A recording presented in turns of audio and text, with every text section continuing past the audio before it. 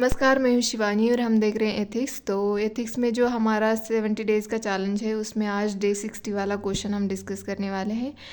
तो क्वेश्चन ये है, do you agree with the view that it is nature and not nurture which determines the emotional intelligence of a person. ये हमें 150 words में question लिखना था। तो यहाँ पे शुरुआत मैंने यहाँ पे इमोशनल इंटेलिजेंस की डेफिनेशन से की है कि क्या है डेफिनेशन इमोशनल इंटेलिजेंस की। Emotional intelligence is ability to recognize, understand and manage one's own emotions as well as emotions of others. मतलब खुद के भी इमोशन को पहचानना, उसको समझना और उसको मैनेज करना, साथ ही साथ दूसरों के भी इमोशन को अच्छे से मतलब उसको पहचाना, समझना और मैनेज करना, इसको ही क्या कहते हैं, इमोशनल इंटेलिजेंस कहते हैं। तो ये मैंने यहाँ पे डेफिनेशन के साथ इंट्रोडक्शन स्टार्ट किया है। हमारा क्वेश्चन क्या कहता है कि जो मतलब हमारा इमोशनल इंटेलिजेंस है वो कैसे डिटरमाइन करता है। किसी भी पर्सन का ले लो, हमारा ही नहीं, किसी भी पर्सन का ले लो, वो नर्चर के अकॉर्डिंग वो डिटरमाइन नहीं होता, वो नेचर के अकॉर्डिंग डिटरमाइन होता है। नेचर मतलब जैसे कि आपको बाय बर्थ मिलता है ना, कुछ भी चीज़ें बाय बर्थ मिलती है तो उसको नेचर बोलते हैं। और नर्चर मतलब वो जो टाइम के साथ डेवलप होते हैं, जैसे कि हम सराउंडिंग में लोगों को देखते हैं, उनसे सीखते हैं, तो हम वो चीज़ें हमारे अंदर नर्चर करने लग जाते हैं। तो यही है क्वेश्चन। तो फिर मैंने यहाँ पे हेडिंग डाली है कि how nature and not nurture which determines the emotional intelligence of a person as. तो हमें नीचे मैंने यहाँ पे नर्चर के बारे में लिखा है कि पीपल और a person become who they are through their environment. जो मतलब जैसे एनवायरनमेंट में वो रहते हैं उसी के अकॉर्डिंग उनका नर्चर होने लगता है।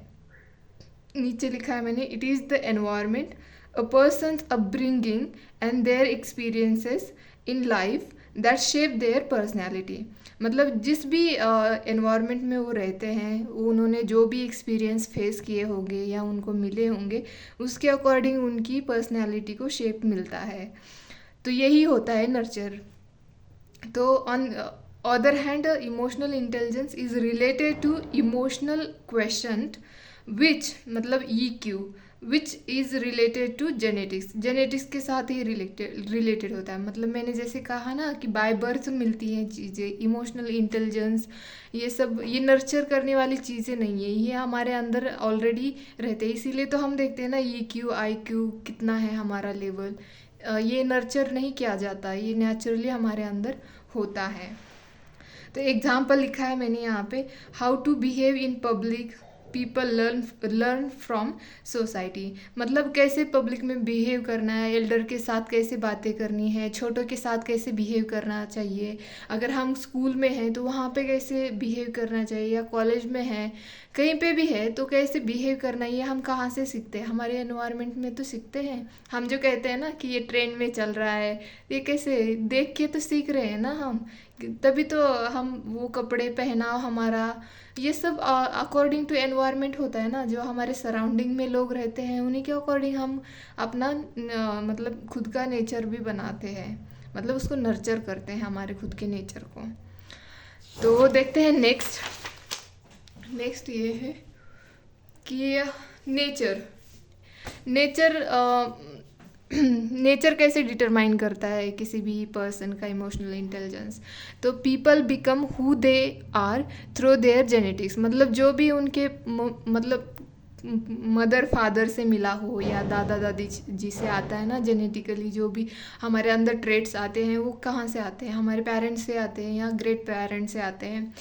तो उसी से हमारा नेचर होता है, उसके अकॉर्डिंग ही हमारा नेचर होता है। तो एग्जाम्पल लिखा है मैंने यहाँ पे, persons personality is influence primarily bye their family genetics. मतलब जैसे आपकी फैमिली के गुण धर्म होते हैं वैसे ही बच्चों के अंदर आते हैं ना, तो यही नेचर होता है।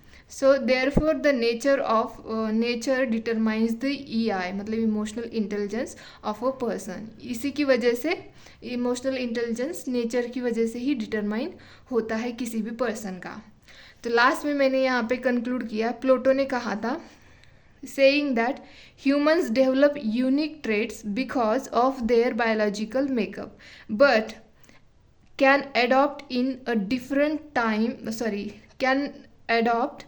in a lifetime because of external factors in life events। मतलब यहाँ पे प्लूटो ने बैलेंस करके बोला है कि मतलब हाँ, जो यूनिक ट्रेट्स होते हैं वो तो बायोलॉजिकली आते हैं, लेकिन इंसान मतलब अपने लाइफ टाइम में जो भी बाहर की फैक्टर्स अडॉप्ट करता है उसी के अकॉर्डिंग उसके मतलब जो भी लाइफ में इवेंट्स होते हैं उसके उसी के अकॉर्डिंग वो अडॉप्ट करने लगता है। तो मतलब नेचर भी और नर्चर भी दोनों भी इम्पॉर्टेंट होते हैं किसी भी इंसान के लिए, बट अगर इमोशनल इंटेलिजेंस की बात करें तो वो डिटरमाइन होता है हमारे नेचर से।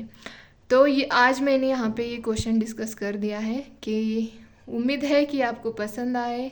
अगर समझ नहीं आता है तो प्लीज़ आप कमेंट बॉक्स में मुझे पूछे। आपकी कोई भी क्वेरीज होगी रिगार्डिंग यूपीएससी प्रिपरेशन, आप you can ask me in the comment box. And please अगर आपको पसंद आता है तो लाइक शेयर सब्सक्राइब करें और हमारा टेलीग्राम चैनल ज्वाइन करें। वहाँ पे हमने जो PYQ वेरी वेरी इंपॉर्टेंट है, PYQ आप इग्नोर मत करना, हर साल मतलब उससे रिलेटेड क्वेश्चन आते हैं, तो प्लीज़ आप फॉलो करिए टेलीग्राम चैनल। धन्यवाद।